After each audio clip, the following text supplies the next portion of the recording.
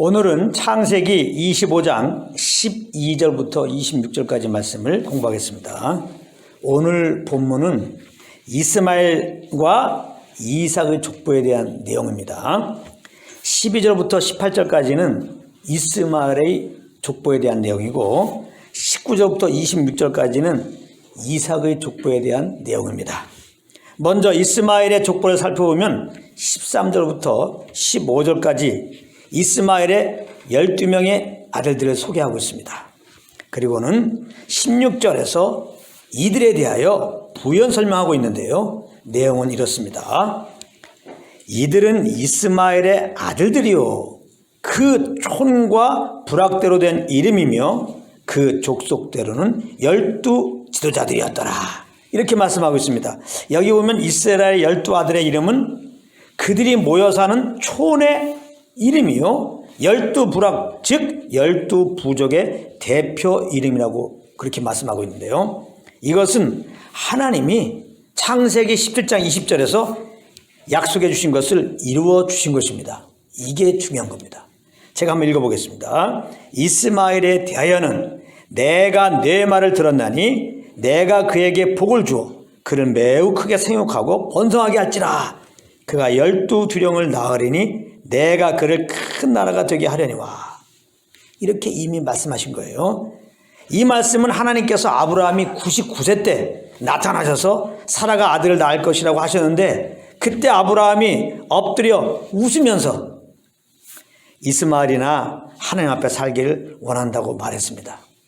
그때 하나님께서는 다시 한번 사라가 아브라함의 아들을 낳을 것이라고 말씀하시면서 그 다음 이스마엘에 대하여 이렇게 약속해 주신 말씀입니다.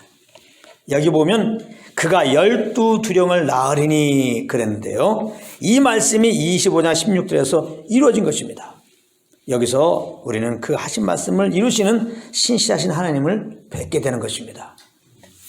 그리고 그를 큰 나라가 되게 하시겠다고 하신 말씀처럼 25장 18절에 보면 이스마엘 자손이 정말 크게 번성한 것을 볼 수 있습니다. 다시 한번 제가 읽어보겠습니다. 그 자손들은 하윌라에서부터 아수르로 통하는 애굽 앞 술까지 이르러 그 모든 형제의 맞은편에 거주했더라 그랬습니다. 아주 자손들이 그냥 새끼치고 풍성하게 되었습니다. 지난 시간에 공부한 대로 아브라함의 후처인 그드라의 자손들에게 은총을 베푼 것과 같이 동일하게 비록 육체를 따라 난 자녀의 후손들이지만은 하나님은 이스마엘 자손들에게 약속하신 대로 큰 번성함을 허락해 주셨던 것입니다. 더구나 19절에서 26절에 나오는 이삭의 족보와 비교해보면 이스마엘 자손들은 비교가 되지 않을 정도로 번성하게 되었음을 알 수 있는데요. 19절을 보면 약속의 자녀인 이삭의 족보를 말하고 있는데 무엇이라고 말하느냐 하면 아브라함이 이삭을 낳았고, 이게 끝입니다. 아브라함이 이삭을 낳았고. 왜 이렇게 이삭의 족보가 초라하느냐? 이삭이 40세 때 리브가를 아내로 맞아야 했지만은 리브가가 임신을 하지 못해서 자식이 없었기 때문에 그런 것입니다. 물론 20년이 지나서 이삭이 60세가 되었을 때 21절에 보면 리브가가 임신을 하게 되는데요. 그런데 그 기간 동안 이스마엘 자손들은 어떻게 되었습니까? 이스마엘은 12아들을 낳았고 그 자식들은 12 촌락을 이루고 그 촌락의 지도자가 되었습니다. 참 이런 부분에서 우리는 하나님이 하시는 일을 이해할 수가 없는 것입니다. 우리 생각에는 약속의 자녀인 이삭의 자손들이 번성해야 되고 육체를 따라 난 자녀인 이스마엘이 자식을 낳지 못하고 혹 자식을 낳았어도 번성하지 않게 되는 것이 맞다고 생각되어지는데 하나님은 언제나 그런 식으로 일하시지 않으신다 이 말입니다. 그럼 하나님은 왜 그렇게 하실까요? 하나님의 약속의 자녀의 삶이란 이 땅에서 번성을 약속받은 자들이 아니라는 것입니다. 이걸 잘 알아야 돼요. 그것을 알게 하시기 위해서 이렇게 우리의 생각과 다르게 하나님은 항상 일하십니다. 그 약속의 자녀들의 본이 되시는 예수 그리스도의 생애를 보면 알 수 있는데요. 예수님은 그 태어나신 가정도 목수의 집안이라 그리 잘 사는 가정이 아니었습니다. 비록 사역하실 때 따르는 표적으로 말미암아 수많은 사람들이 따른 적이 있었고 오병이어 사건 이후에도 임금으로 추앙될 뻔한 적도 있었으나 예수님은 결코 그러한 것들을 이용하여 이 땅에서 자기의 영광을 누리려고 하지 않으셨습니다. 그리고 급기야 그의 사역의 절정 시기, 그의 생애의 절정 때는 자기 제자들로부터 배신을 당하셨고 사람들로부터 멸시와 천대를 받으시며 십자가에 오르셨던 것입니다. 약속 따라 오신 하나님의 아들이요, 이렇게 예수님은 사셨던 겁니다. 그러므로 우리도 알아야 할 것은 우리가 예수를 믿었기 때문에 세상에서 불신자들보다 잘 돼야 된다는 생각은 내려놓아야 되는 겁니다. 이것은 진리가 아닙니다. 지난주에도 말씀드렸지만 아브라함의 서자들과 이스마엘의 자손의 잘됨이라고 하는 것은 결코 그것이 영원한 영광을 보증하는 것이 아니라는 것입니다. 말 그대로 그것은 이 땅에서 썩어 없을 것들을 잠깐 누리는 정도에 불과한 것입니다. 그러나 약속의 자녀는 다릅니다. 비록 이 땅에서 번성하지 못하고 핍박을 당하며 산다고 할지라도 우리들에게는 영원한 상속자의 약속이 있는 것입니다. 우리는 그 약속을 바라보면서 살아가는 자들이에요. 그런 은혜가 있기 바랍니다. 그럴 때 이 땅에서의 모든 환난 중에도 인내하며 구원의 하나님을 즐거워할 수가 있는 것입니다. 그런데 이렇게 증거하기 때문에 복음의 메시지는 사람들을 좋게 할 수가 없는 것입니다. 사람들은 이 땅에서 이 현실 속에서 감각적으로 뭔가 좋은 일이 생기고 일이 잘 풀리는 것을 원하고 있기 때문에 그렇습니다. 분명 지식적으로는 내일이 중요하고 영원한 것이 중요한 것인지는 알고는 있더라도 바로 눈앞에 벌어지는 일이 더 중요하다고 생각하고 있기 때문에 여러분들 약속의 자녀는 이 땅에서 잘 되고 하나님마다 잘 풀릴 것이니 믿으시고 하나님께 잘 보이도록 하십시오. 교회 잘 나오시고 기도생활 잘 하시고 말입니다. 그러면 여러분들 모든 문제가 해결되고 삶의 형통이 열릴 것입니다. 이렇게 전하면 그냥 시키지 않아도 두 손 그냥 들고 아멘 그럽니다. 그러나 오늘 제가 전한 복음을 전하면 성령님과 함께하고 있는 상태에 있으면 그 영혼 깊은 곳에서부터 아멘, 물론 이렇게 됩니다. 그러나 그렇지 않고 있으면 어제까지도 아멘 했던 이 말씀이 오늘은 아멘이 안 됩니다. 그리고 가만 좀 있어봐요. 그건 내 삶에 적용이 안 되는 말씀이니까. 그렇기 때문에 그것은 하나님의 말씀이라고 볼 수 없어요. 그것 외에 다른 무엇이 더 있을 것 같습니다. 그러면서 다른 말씀이 없냐 하고 자기 귀를 긁어줄 말씀을 찾아 나선다는 것입니다. 마지막 때가 되면 더욱더 이런 일이 있다는 것입니다. 디모데후서 4장 3절 4절에 그것을 증거하고 있는 거예요. 때가 이르리니 사람이 바른 교훈을 받지 아니하며 귀가 가리워서 자기의 사역을 따를 스승을 많이 두고 또 그 귀를 돌이켜 허탄한 이야기를 따르리라. 소위 예수 믿으면 이 땅에서 복받게 된다라는, 그러니까 복받기 위해서 예수 잘 믿으라고 가르치는 말씀을 쫓아가게 된다는 것입니다. 이것을 누구보다 아는 저는 그래서 주님만 위로 삼고 이 복음을 또 전하는 것입니다. 왜냐하면 이 복음만이 유일하게 우리들의 영혼을 수송케 하고 자유케 하고 평안을 주는 것이기 때문에 그렇습니다. 다른 복음은 절대로 우리 영혼을 자유케 하잖아요. 정죄에 빠지게 해요. 두렵게 해요. 눌리게 해요. 하나님을 원망하게 합니다. 내가 이렇게 하면 복 준다고 그래서 이렇게 했는데 복 안 주시거든요. 절대 안 주시거든요. 그러니까 결국은 다른 복음에 입각해서 열심히 신앙생활하면 그 열매는 뭐냐? 하나님에 대해 원망입니다. 번아웃 돼가지고 이런 말 하죠. 나도 옛날에는 한때는 열심히 기도했어. 한때는 열심히 교회 다녔어. 한때는 맡은 일에 충성 봉사했어. 왜? 그렇게 하면 복 줄 줄 알았고. 근데 하나님 복을 안 주셨거든요. 그러니까 하나님을 원망하면서 그렇게 주님 못하겠다는 거예요. 할 힘도 없어집니다. 저는 이걸 또한 알기 때문에 지금 금방 반응이 어떠하든지 오직 예수 그리스도의 복음만을 증거할 뿐입니다. 오늘도 그 중에 한 부분을 말씀드렸어요. 하나님의 은혜로 예수 믿고 그렇게 섬기면 이 땅에서 잘 먹고 잘 살게 되는 것이 아니라고 그랬어요. 물론 저는 여러분들이 잘 먹고 잘 살게 됐으면 좋겠습니다. 그러나 꼭 그렇게 되지 않는다 이 말이에요. 오히려 성경에 보게 되면 로마서 8장에 보게 되면 예수 우리들은 하나님의 상속자가 되었는데 그 상속자의 영광에 참여하게 되기 위해서는 이 땅에서 핍박을 겸허해 받는다고 말씀하셨습니다.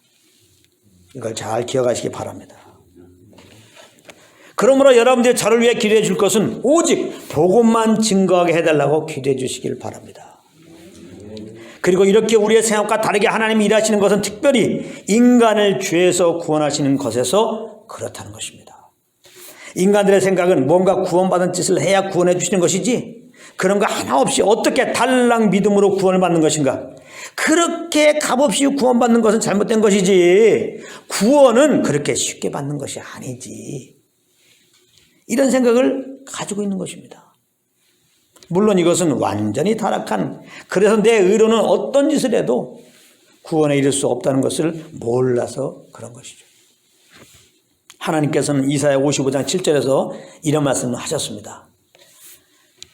악인은 그의 길을, 불의한 자는 그의 생각을 버리고 여호와께로 돌아오라. 그리하면 그가 긍휼히 여기시리라. 우리 하나님께로 돌아오라. 그가 너그럽게 용서하리라. 이 말씀은 악인들이 그 악의 길에서 떠나 여호와께로 돌아오면 긍휼히 여기시고 그 죄를 용서해 주시니 돌아오라는 말씀인데요.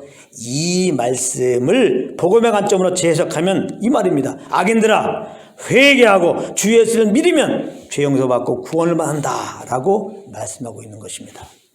이 복음의 메시지가 인간들의 생각으로는 도저히 이해가 안 되는 것입니다. 아니 악인들은 벌을 받아야지. 악인들인 주제에 믿기만 하면 구원을 받는다? 이성적으로는 이해가 안 되는 겁니다. 그럴 줄 알고 하나님은 이사야 55장 8절 9절에서 이렇게 우리에게 말씀해 주신 것입니다. 잘 들어보세요. 이 말씀이 이런 배경으로 주신 말씀이에요. 이는 내 생각이 너희의 생각과 다르며 내 길은 너희의 길과 다름이니라. 여호와의 말씀이 아니라 이는 하늘이 땅에서 높음 같이 내 길은 너희의 길보다 높으며 내 생각은 너희의 생각보다 높음이니라. 그러니까 하나님 말씀 앞에 내 생각을 대입시키지 말라 이 말입니다. 자기만 손해인 거예요. 그래서 주님을 온전히 따라가려면 우리의 이론은 우리의 생각을 그리스도에게 복종시켜야 되는 것입니다. 즉 성령의 인도하심에 그저 군소리 없이 아멘하며 따라가고자 하는 심령이 필요하다 이 말입니다. 내가 이해할 수 없는 일이 벌어도 말입니다. 우리의 싸우는 무기는 육신에 속한 것이 아니요 오직 어떤 경관진도 무너뜨리는 하나님의 능력이라. 모든 이론을 무너뜨리며 하나님 아는 것을 대적하여 높아진 것을 다 무너뜨리고 모든 생각을 사로잡아 그리스도에게 복종하게 하니. 이렇게 고린도전서는 말씀하고 있습니다. 자, 계속 본문을 살펴보면요 21절에서 이삭이 그의 아내가 임신하지 못함으로 그를 위하여 간구하니까 하나님께서 그 간구를 들으셔서 리브가가 임신하였다고 말씀하고 있습니다. 그러니까 문자적으로 보면 이삭의 기도가 리브가를 임신하게 한 것이 되는 것입니다. 그래서 많은 경우 이 구절을 생각하면서 자녀가 없으면 기도하면 주시는구나, 이런 단순한 생각을 가질 수 있는데 문제는 그래서 기도를 했는데 자녀를 주시지 않으면 어떻게 되느냐 이 말입니다. 이렇기 때문에 이 성경 말씀 속에 있는 그 하나님의 마음을 알아야지 단지 그냥 문자적으로 여러분들이 그것을 가지고 여러분의 삶에 적용하려고 그러면은 신앙에 어려움이 되는 겁니다. 그런 경우가 얼마든지 많습니다. 이 말씀을 근거로 해서 자녀가 없어요. 자녀를 주시옵소서. 이삭이 간구했다는 거예요. 간구했어요. 그래도 자녀가 안 나와. 그래서 어떻게 됩니까? 실족하는 거죠 또. 그래서 말씀을 잘 알아야 되는 거예요. 그래서 이 구절은 그렇게 자녀가 없을 때 기도하면 자녀를 주신다는 의미로 주신 것이 아니라는 거 잘 알아야 됩니다. 즉 이삭이 기도했다는 것에 초점이 있는 것이 아니라 이 말입니다. 이 말씀이. 그럼 무엇에 있을까요? 잘 들어보시기 바랍니다. 잘 들어보시기 바랍니다. 여기 이삭의 간구에서 리브가가 임신했다고 했는데요. 그렇다면 이삭은 20년 동안 기도를 하지 않았다는 말입니까? 그렇지는 않았겠죠. 그런데 그동안은 가만히 계시다가 하나님은 20년이 지나서 이삭이 간구할 때 응답하신 것입니다. 그동안은 그냥 기도한 것이었고 20년이 지나서 한 기도는 간구였던 것인데요. 또 간구했다 그러니까 그동안에는 조용히 기도하다가 20년이 되니까 너무나 답답한 나머지 막 목이 터져라 막 울부짖었구나 이렇게 생각하면 안 되는 겁니다. 이런 외적인 기도의 모양을 지금 말하고 있는 것이 아니라 그 기도할 때에 이삭의 그 마음을 지금 말하고 있는 겁니다. 그동안 이삭은 자식이 없어도 지금부터 잘 들어보세요. 여러분들이 미처 생각하지 못한 부분을 제가 말씀드립니다. 하나님의 약속 따라 하나님이 자식을 주실 줄을 믿고 있었습니다. 이삭은. 그것을 어떻게 알 수 있느냐? 이삭의 아버지가 누굽니까? 아브라함입니다. 아브라함은 내 자손이 이와 같으리라. 하늘의 뭇별 같으리라. 수많은 모래알 같으리라. 이런 약속을 여러 번 받은 바 있습니다. 그래서 아브라함에게는 하나님께서 자기에게 자식을 주신다고 하는 것에 대한 믿음은 항상 있었습니다. 그런데 문제는 기다려도 자식이 나오지 않는 거예요. 그러자 아브라함은 하나님이 약속하신 것은 하나님이 하나님 때 하나님의 방법으로 이루신다는 것을 모르고는 인간적인 방법을 고안해서 이스마엘을 낳았던 것입니다. 그랬더니 우리가 다 아는 바대로 그 가정이 어떻게 되었습니까? 이스마엘로 말미암아 싸움이 끊이지 않게 된 것입니다. 후에 하나님으로부터 이삭을 얻었어도 이스마엘로 말미암는 싸움은 계속되는 겁니다. 그때 아브라함이 뼈저리게 깨달은 것이 무엇입니까? 하나님의 약속은 하나님이 이루시는 것이구나.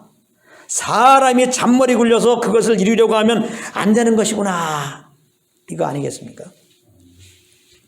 그래서 아브라함은 이삭에게 이 깨달은 것을 입이 마르고 침이 마르도록 가르쳤을 것입니다.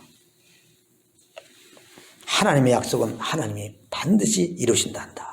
그러니까 하나님의 약속은 그것을 이루실 때까지 기다리고 있으면 된다. 결코 인간적인 방법으로 그것을 이루려고 하면 안 된다. 큰 코 다친다. 가정이 망하는 수가 있단다.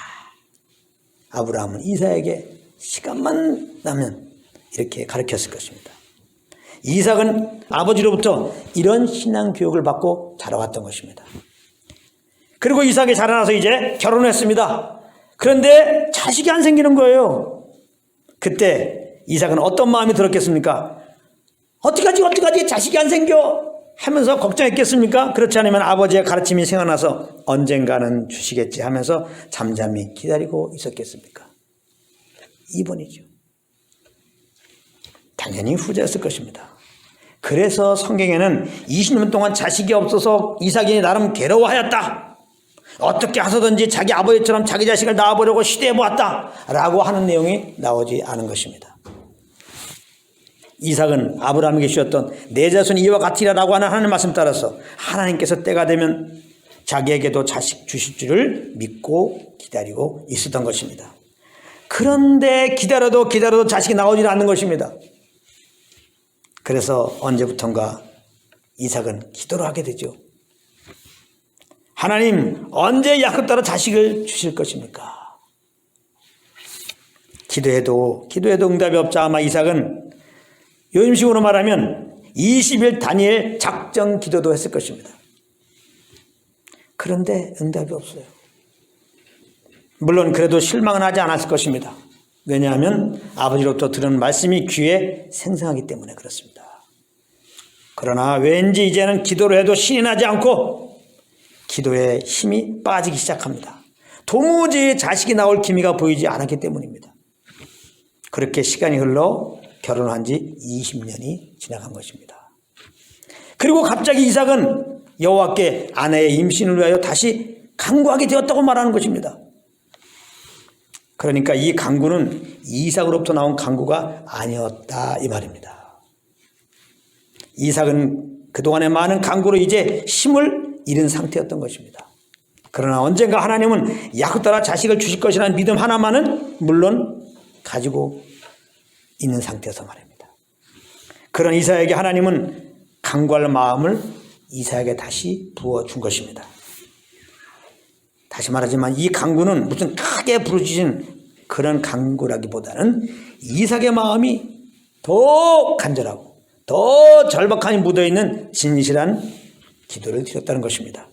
그 약속하신 것을 친히 이루시는 하나님께서 친히 이루셔서 하나님은 하실 수 있습니다. 하나님은 할 수 있습니다. 인간들은 이제는 아이 낳는 거 포기했습니다. 그러나 하나님은 할 수 있습니다. 정말 하나님의 약속을 친히 이루시는 그 하나님 믿는 믿음으로 정말 그렇게 기도한 겁니다. 정말 믿음의 기도를 한 겁니다. 그렇다면 하나님은 왜 이렇게 20년이 지나서야 응답하셨을까요? 모든 영광을 홀로 받기 위해서 그런 것입니다. 그 전에 응답하셨으면 분명 내가 간구해서 얻은 거야. 내가 기도해서 얻은 거야. 이렇게 할 것이 뻔하기 때문에 하나님은 응답을 미루셨던 것입니다. 하나님은 우리를 만드신 분 아닙니까? 그런데 20년이 지나고 나서 기도할 힘도 거의 없었을 때 응답하시니까 정말 하나님이 하나님의 때에 하나님이 응답하셨다고 하나님께 모든 영광을 돌릴 수밖에 없게 된 것입니다. 할렐루야. 그런가 하면 이제 기도할 힘도 잃고 그러나 하나님이 약속하신 것을 하나님이 이루실 것이라는 믿음으로 잠잠히 기다리고 있는 이사야에게 기도할 마음을 주시고 기도할 때 자식을 또한 주신 이유는 무엇일까? 하나님이 이사야에게 기도를 시키시고 하나님이 자식을 주신 거예요. 그 이유가 뭐냐? 이런 기도 없이 자식을 주었다면 이삭 입장에서는 어떻겠습니까? 덤덤한 겁니다. 덤덤한 거예요. 역시 하나님은 하나님의 약속을 이루셔. 이 정도입니다. 역시 하나님은 하나님의 약속을 이루셔. 덤덤입니다. 이삭의 자식을 받기 전이나 그 후나 하나님에 대한 이삭의 마음은 똑같습니다. 그런데 간구하게 하시고 자식을 얻었을 때는 어떻겠습니까? 다릅니다. 똑같이 역시 하나님은 하나님의 약속을 이루셔라고 말할 것이지만은 그 감격이 다른 것입니다. 기도하고 받았을 때는 정말 감격이 더한 것입니다. 왜냐하면 신실한 하나님을 인격적으로 더 깊이 알게 되기 때문에 그렇습니다. 왜 하나님이 하나님의 일을 행하시는데 우리가 그 하나님 약속한 약속을 이루셔서 성령의 인도함을 따라 기도를 해야 되느냐? 그래야지 하나님을 더 깊이 알게 되는 것입니다. 지금 하나님이 모든 사람들에게 비를 내려주십니다. 햇빛도 비춰주십니다. 그런데 사람들이 거기에 대해서 감사합니까? 우리도 거기에 대해서 감사합니까? 기도하지 않고 있거든요. 하나님, 오늘도 해를 비춰주시고 비를 내려주시고 당연히 알 줄 알고 그래서 그런지 기도도 안 해. 기도를 안 해도 하나님은 그 계획 따라서 해를 비추시고 비를 내려주세요. 이거 엄청난 은총이죠. 그래서 우리가 지금 목숨을 부자고 사는 거예요. 그럼에도 불구하고 비를 내리시고 햇빛 비치는 주님에 대한 감사가 우리는 없는 거예요.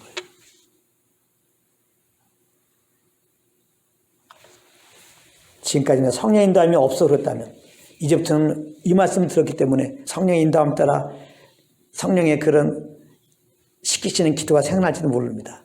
하나님 아버지, 오늘도 날씨를 좀, 오늘도 햇빛을 좀. 네. 가끔 그럴 때 있죠. 어떤 일을 하는데 이건 비가 오면 안 돼. 어떤 일을 하는데 오늘은 비가 와야 돼. 그때 여러분들이 기도했더니 정말 비가 안 오고 비가 왔어. 그럼 어때요? 아이고, 하나님이 내 기도 들어서 정말 하나님이 살아계시 이렇게 되죠. 그래서 기도가 필요한 겁니다. 하나님은 우리의 기도와 상관없이 물론 하나님은 모든 일들을 행할 수 있는 분입니다. 그런데 하나님은 그 사랑을 더 알게 하기 위해서 우리에게 그 하실 일을 알려주십니다. 그리고 그 하실 일을 이루어달라고 기도하게 하시는 거예요. 그래서 그 기도를 따라서 하나님이 역사하는 겁니다. 그래서 신실하신 하나님, 살아계신 하나님, 그 하나님을 더 알게 하도록. 아시겠습니까? 그래서 하나님은 하나님의 약속을 스스로 이루지만 우리에게 기도를 시키시고 그 기도를 통하여 그 약속하신 바를 나타내시는 것이다. 이것을 알라는 것이죠. 그러므로 성령과 교통 속에서 그 시키시는 기도라는 것이 중요한 겁니다. 그러니까 이 말씀 받고 오늘부터 이제 하나님의 약속이 뭐야? 딱 놓고 그걸 이루어달라고 기도하면 이것도 꽝꽝꽝입니다. 그렇게 할 때 신앙생활이 어려워지는 거예요. 자기의가 되는 겁니다. 그냥 성령과 동행하며 사십시오. 그러면 성령께서 주시는 그런 감동, 그거 기도하면 되는 거예요. 아시겠죠? 믿는 자들 보면 특별히 막 열심히 특심 있는 분들 보면 항상 기도에 대한 부담을 갖고 있습니다. 근데 가만히 보면 그런 부담 갖지 않아도 될 부담을 갖고 있어요. 어떤 부담? 꼭 내가 기도해야 하나님이 응답하시는 것처럼. 그렇지 않다니까요. 하나님은 기도 안 해도 하나님의 계획까지는 다 이루세요. 그러면 기도하지 말란 얘기가 아니에요. 하나님은 우리를 위해서 기회를 주시는 거예요. 이렇게 성령으로. 이걸 기도해라. 이걸 기도해라. 그러면 선생님께서 시키는 그 기도만 하라 이 말입니다. 그러면 우리가 그렇게 세게 기도해서 금식해서 기도해서 응답하는 게 아니고 하나님이 작정했기 때문에 하나님 때 이루시는 거예요. 그러니까 내가 기도하면 하나님이 응답하시는데 기도 안 하면 응답 안 하시는데 그러니까 기도해야 돼. 이런 개념으로 여러분들 기도를 생각하고 있으면 맨날 들리는 겁니다. 기도를 해드려야 되는데 기도를 해드려야 되는데 아닙니다. 그게 쓸데없는 걱정이에요. 다 말씀 몰라서 그런 거예요. 우리는 너무 쓸데없는 부담을 많이 갖고 있어요. 우리를 자유케 하시려고 예수님이 오셨습니다. 이거 얼마나 부자연스러운 겁니까? 아닙니다. 기도에 대해서도 여러분들 자괴함 가지시기 바랍니다. 또 하나님이 하나님의 일 다 행하셔. 그래서 난 아무것도 안 해. 이것도 정답이 아니라 이 말이에요. 그것을 알려주기 위해서 이사야에게 기도시키시고 응답하신 것입니다. 물론 하나님이 하나님의 일 다 행하셔요. 그걸 믿는 믿음으로 아무것도 안 하고 있는 게 믿음이 아니라 이 말이에요. 하나님이 하나님의 일을 다 행하시기 때문에 우리는 아무 걱정 없이 오직 주님과 교통하며 살아가는데 하나님께서 시키는 기도는 하라 이 말입니다. 할렐루야. 그것이 우리가 할 일이에요. 이런 것도 우리가 잘 알아야 되겠습니다. 그래서 예수님의 구원받은 다음에 가장 중요한 것은 늘 내 안에 성령을 의식하고 이분과 사귐 가운데 있는 게 가장 중요해요. 이분이 자백하라 그러면 그것만 자백하면 되는 거예요. 또 어떤 분들은 회개해야 되는데 자백해야 되는데 여기에 또 맨날 매여 있는 분이 있습니다. 신앙생활이 어려워요. 선언과 교통하고 있는데 선언에서 어떤 잘못한 거 알려주면 그것만 자백하면 되는 겁니다. 그래서 자백했으면 자백이 된 거라 이 말이에요. 아멘? 아, 내가 주님을 위해서 이렇게 해드렸는데 이렇게 해드렸는데 그런 생각하지 말란 말이에요. 그냥 선언과 교통 가운데 있는데 선생님께서 이렇게 하고자 하는 어떤 소감 줘서 그런 일을 하면 그게 되는 거예요. 그게 주님의 일을 얼마나 잘하고 있는 겁니다. 또 이런 거 있죠. 아유, 저 사람은 지금 저렇게 기도를 많이 하고 저렇게 전도를 많이 하고 저렇게 선교를 많이 하고 있는데 나는 어떻게 돼? 이런 생각 갈 수 있는데 쓸데없는 걱정이라 이 말이에요. 아, 그 사람은 성령을 쫓아서 그렇게 하는 거지. 그것이 나에게 필요하면 선생님께서 감동 주시고 거기에 순종하면 되는 거지. 그러니까 지금 나에게 선생님께 주시는 감동이 있다면 그 일하면 그것이 정말 하나님께 충성봉사하는 거예요. 그게 충성봉사하는 거예요. 아멘. 큰 죽도록 충성하는 잘못된 말씀이 한국 성도들에게는 들어가가지고 하도 열심히 특심인 민족 아닙니까? 쓸데없이 말이지 그냥 남들보다 조금 더 충성이라는 게 뭐예요? 사실 비교해가지고 다른 성도보다 조금 더 낫게 하는 거예요. 예를 들면 기도 보통 성도들이 1시간 한다 그러면 1시간 10분 하는 게 충성스러운 성도같이 되는 거예요. 성도가 1년에 통독을 2번 한다. 난 3번 해야 되는 거예요. 이런 개념을 갖고 한다 이 말이에요. 그러니까 교회에서 시기가 끊이지 않는 거예요. 그러니까 교회가 아닙니다. 완전히. 경쟁 사회죠. 네, 세상이죠. 세상. 그래서 세상이 되는 겁니다. 그런 메시지는. 우리가 무슨 충성을 합니까? 충성하면 어디까지 충성합니까? 예수 그리스도 한 분의 충성이면 된 겁니다. 우리는 절대 충성스러운 자가 아니에요. 우린 죄덩어리입니다. 근데 충성스럽게 죽으시고 부활하니까 십자가 공로를 받아들일 때 그때 충성을 힘입어 우리는 충성한 자로 새롭게 된 겁니다. 충성스럽게 주님께 인정받기 위한다면 이미 우리는 믿음으로 충성한 자가 된 겁니다, 여러분. 아멘. 그러면 충성스럽게 주님 섬겨야 되는데 제발 이런 쓸데없는 부담 내려놓으시라 이 말이에요. 그런 건 다 쓸데없는 겁니다. 이제 진리 따라 주님 섬기십시오. 충성스러운 영을 쫓아 살면 그게 충성스러운 겁니다. 오늘 여러분들이 성령께서 그냥 집에서 그냥 잠잠히 있어라. 강아지 섬기고 있어라. 그래서 강아지 섬기면 그게 충성스러운 겁니다. 저는 그래서 강아지 섬기고 있을 때가 많아요. 응? 아시겠죠? 저희 삶을 뒤따라오면 많은 경우 강아지 옆에 있습니다. 그러니까 기도에 대해서 다시 말하지만은 기도를 해드려야 되는데 이런 생각 갖지 말란 말이에요. 그래요. 진짜 해드리려면 가만히 있어 보세요. 선생님께 물어보면 선생님께 생각나게 한 그 기도만 하면 되는 거예요. 선생님께서 시킨 그 기도만 하시기 바랍니다.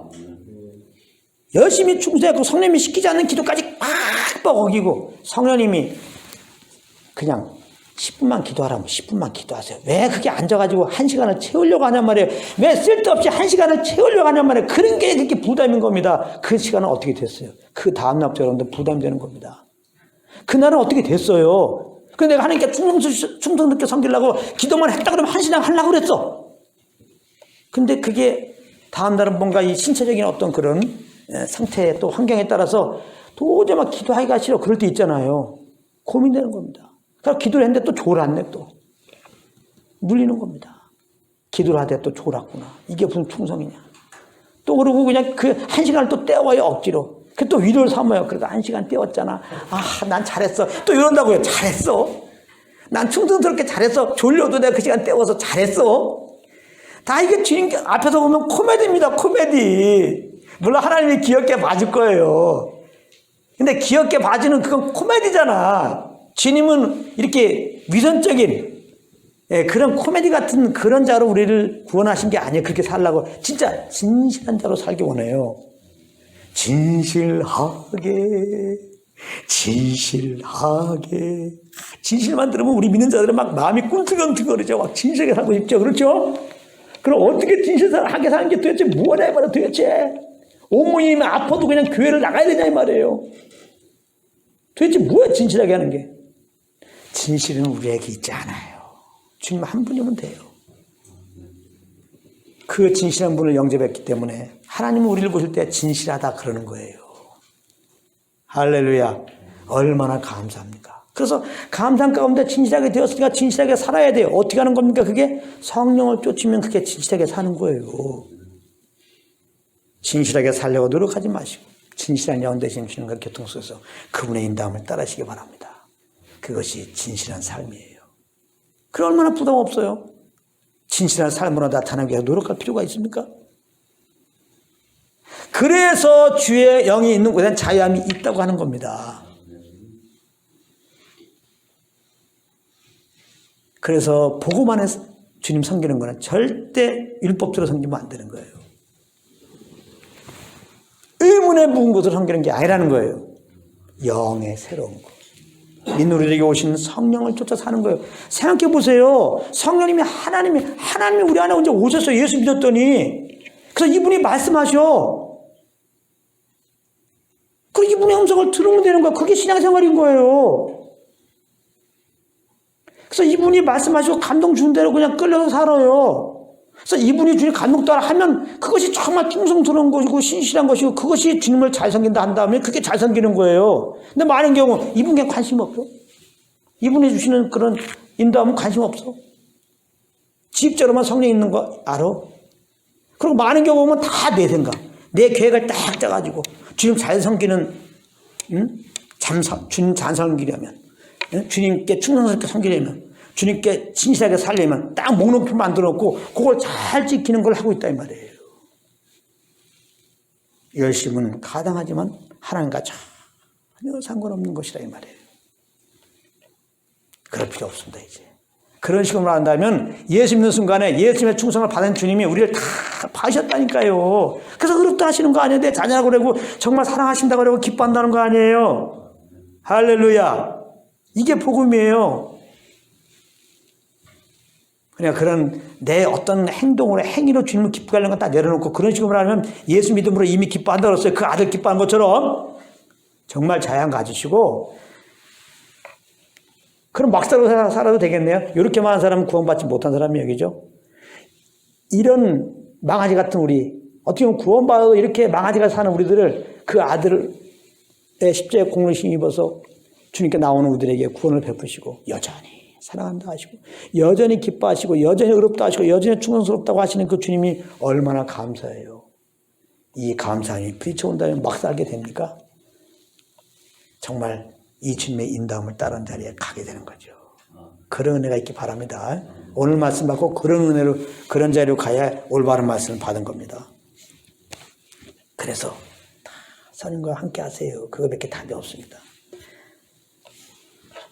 결국 이삭은 쌍둥이를 낳게 됩니다. 큰 자는 에서라고 이름을 짓고 작은 자는 야곱이라고 이름을 짓습니다. 그런데 자식이 생긴 게 또 문제가 됩니다. 이 둘이 엄마 태중에서부터 막 싸우는 겁니다. 이렇게 우리들의 삶을 보면 바람 잘 날 없는 것입니다. 왜 그럴까요? 그래야 우리가 주님께 엎드리게 될 것이기 때문에 그런 것입니다. 리브가가 아이를 임신했는데 둘이 막 싸워. 그러니까 리브가가 어떻게 합니까? 하나님께 엎드렸다고 그랬잖아요. 하나님만 의지하게 하기 위한 거예요. 왜 이렇게 믿는 우리들에게 그냥 문제가 있고 또 문제가 있고 또 문제가 있느냐? 하나님께 엎드리라는 얘기예요. 그래서 그 일을 통하여 그 일을 하나님께 엎드린 걸 통하여 하나님은 우리에게 하나님의 어떠함을 더 알려주기 원하는 것입니다. 결코 신앙의 자람은 성경 지식 몇 개 한다고 되는 게 아닙니다. 잘 들으세요. 실제 문제덩어리에 대한 삶 속에서 절박한 심령이 되어 하나님께 엎드려지고 거기서 변함없이 함께 하시고 우리에게 사랑을 베푸시고 지혜를 주시는 하나님을 만나게 되므로 하나님을 알게 되므로 우리 신앙은 자라게 되는 것입니다. 그러니까 제발 이런 기도 하지 마십시오. 하나님 아버지 더 이상 문제 없게 하여 주시옵소서. 하나님이여 더 이상 문제 없게 하여 주시옵소서. 여러분들 끝나자마자 문제가 또 닥쳐옵니다.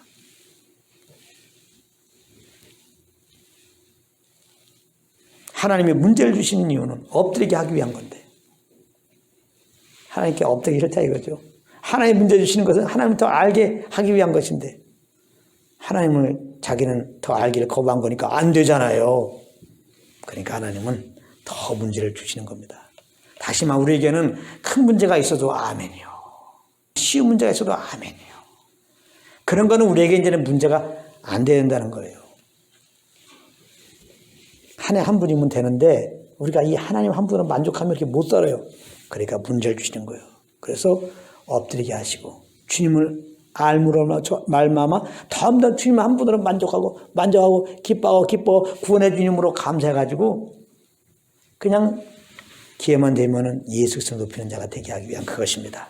그러므로 문제를 보고 답답할 것이 아니라 이제 그 문제 속에서 그 사랑과 지혜로 우리에게 다가오시는 주님을 배우는 은혜가 여러분들 삶 가운데 넘치기를 예수님으로 축복합니다.